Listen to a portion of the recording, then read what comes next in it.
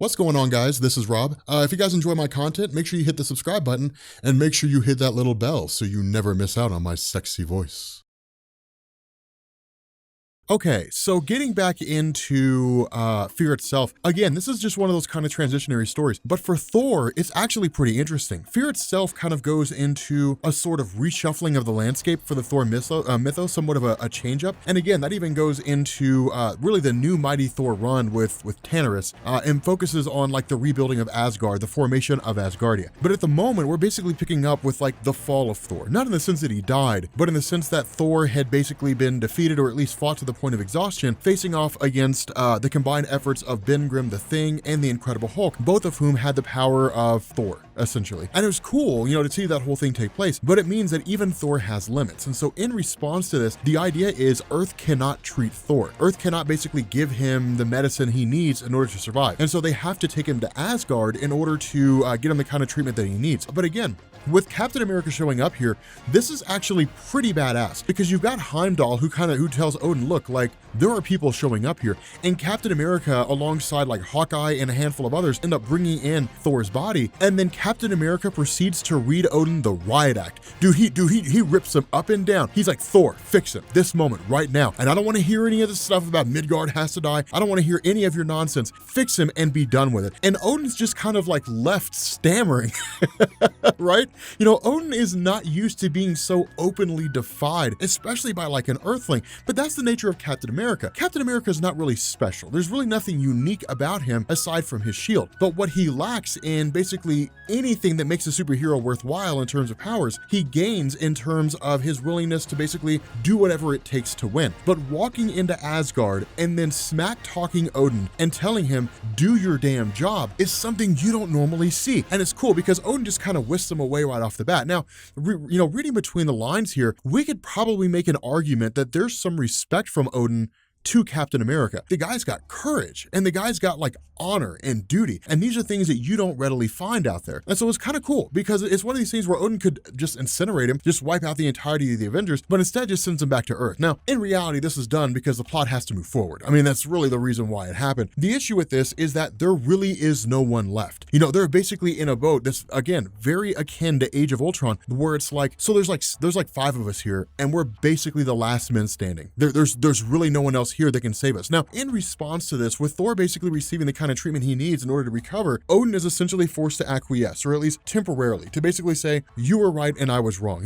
Earth has mighty heroes. And if you really feel the need to fight alongside them, if you really believe this is something that you have to do, then do it. Then take my armor with it. And so basically Thor gets Odin's armor. And it's one of these things where Odin says, look, I wore this armor when I fought the Serpent and defeated him the first time. This armor will help you. Now, it is formidable in its own right. It does enhance the powers of Thor to a degree, but it's really more of like a protection spell, basically meaning like the full the full might and brunt of the Serpent won't affect you in the same way it did if you didn't have this armor in the first place. But notice this, where Thor's ready to sort of be brash and run headlong, there's something to be said about Odin basically saying, look, you believe you're ready, but you're not, because you're seeing this as a young man. You don't have the years or the wisdom to understand that what you're basically doing is going headlong into a losing battle. It's the prophecy's been foretold. You're going to die here. Now, something else that I want you guys to take note of here is that this prophecy that Odin is referring to is the prophecy of the Midgard Serpent. Now, the Midgard Serpent is totally different from this version of the Serpent. They're distinctly different beings, or at least in the original intention in which they were made. When it comes to the Midgard Serpent, in actual Norse mythology, the idea was that in the Battle of Ragnarok, the Midgard Serpent would pierce Thor with a poison tooth and it would kill him. And so when Jack Kirby grabbed those things and rolled it over, the idea was that Thor would basically die during the events of Ragnarok, facing off against the Midgard Serpent. What Marvel's really doing here is they're sort of cooking the books, really, if we're being honest with ourselves. What Marvel's doing is they're saying, well, the Midgard Serpent was believed to have been, your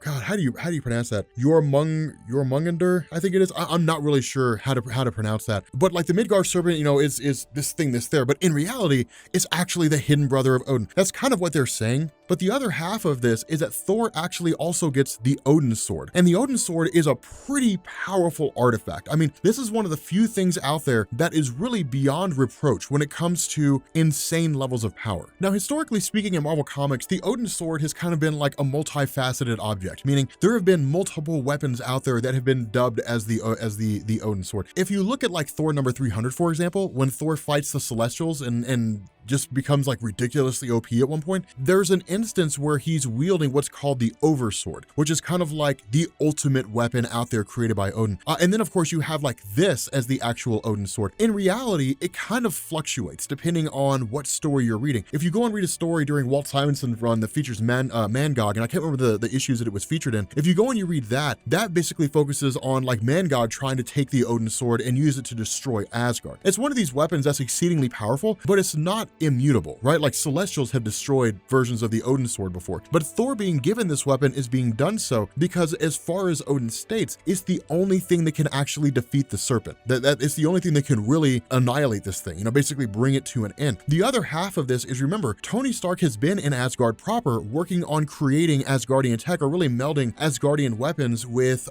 Stark tech in order to pass those artifacts on to the Avengers. And so what Tony Stark has basically done is he's modified his own suit using Asgardian tech, and then in turn created a whole new series of weapons. So for the most part, like, they're going into this battle pretty heavy-handed. The other half of this is that with Captain America speaking to really what's left of the Avengers here, you basically got like Wolverine, you got Spider-Woman, and so on and so forth. It's kind of interesting here because this is really where Captain America shines, right? Again, there's really nothing special about him, but the fact that he's been through so much, the fact that he's such an incredible leader, so on and so forth, is one of the reasons why so many superheroes look up to him. And so when he sort of stands among the ranks of really what's left and says, we have to keep fighting, where some people want to give up, in the end they don't. You kind of have Captain America saying, this is the last stand. If there's no one left here to fight, then this is the end of it. And really, like, the dire nature of the situation is given way when we end up seeing this instance of Captain America just brandishing a shotgun. This is really designed to be like Captain America among militiamen. Captain America with a shotgun, basically looking like a poor man's leader, facing off against, this almost indestructible army of people that are led by the Serpent. And so when Captain America basically brandishes this shotgun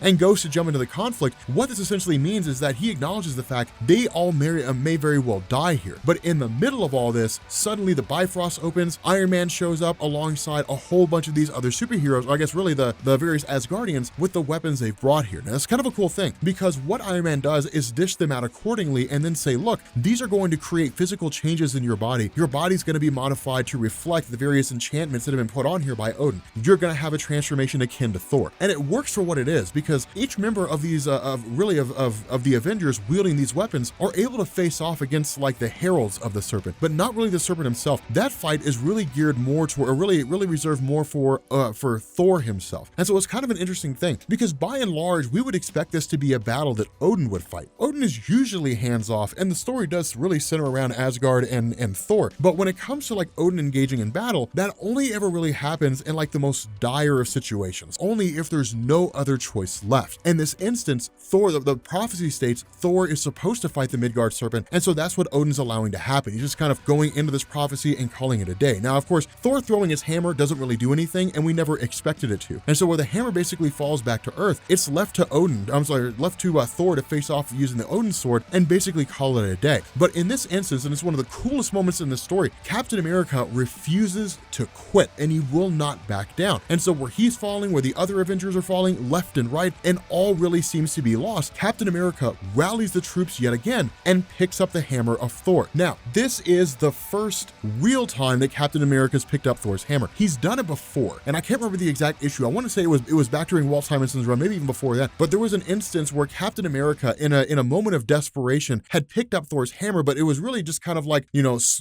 swinging it towards Thor. It wasn't really enough where he could pick it up with one hand and wield it. But with Captain America wielding the hammer of Thor, the battle begins to shift, because seeing Captain America do this really like emboldens and heartens the various Avengers even more, because it means now we've legitimately got a fighting chance. Cap picked up Thor's hammer. Holy that's really kind of what that means here. And so it's a really, really cool moment, because turning the tide against the forces of the Serpent basically means that like the battle's essentially coming to an end, that it's really beginning to wind down here. And so in this massive conflict against the Midgard Serpent, some of the Asgardians end up riding into the scene, really being led by Odin to face off directly against, the forces of the Serpent. But the idea is that essentially Thor's gonna die here, which he basically does. He manages to stab the Serpent in the head using the Odin Sword, essentially killing him, and then in turn falls to his own death. And so it's kind of a cool thing here, because what this does is it disperses the various hammers of the Serpent, everybody returns back to their normal state, and then Odin in turn grabs Thor and takes him back to Asgard. Now this is kind of a big moment here, because the way that this was done, all indications was that this was going to see the death of Thor, that Thor was going to be officially removed from the Marvel landscape. That's the entire perspective that was being put off by Marvel. The issue with this is that while Thor is not the highest selling character that Marvel's ever had, he is certainly one of the most recognizable, especially now in the Marvel Cinematic Universe. And so when you're talking about someone like Thor, you can't just kill him off, right? I mean, you can't just get rid of him. Somebody has to take his place. And so in this instance, of course, now, at least as awesome as it was, we had Jane Foster, which I'm still so pissed that she's not Thor anymore. But in this instance, Thor would have to return in some form or fashion. And so what this does is that in this kind of rebuilding phase, in this moment when everything's sort of being, the Avengers are kind of rebuilding everything, and really a lot of the work's being handed over to Damage Control, who in turn are going to start rebuilding everything with their government subsidies and contracts and absolute corruption in the most heinous of ways. What this means is that the Serpent himself is kind of being brought back to Asgard and is going to be monitored by Odin. But at the same time, Thor is essentially burned at the pyre. It's basically like he's receiving an Asgardian funeral. And so the question a lot of people had is, what comes next? What comes after this with Thor being removed? Now, this is something that's kind of interesting here. So following this, from 2010 going to 2011 and 2012, Marvel launched Marvel Now. And what Marvel Now was designed to do was kind of reshuffle things. Now, this kicks off something called Shattered Heroes. And Shattered Heroes was basically the aftermath of Fear itself, and the fact that the heroes had basically been forced to face some of their biggest fears. And with the Marvel, as the Marvel tagline always goes, and it changed the Marvel universe forever. Not really, but that was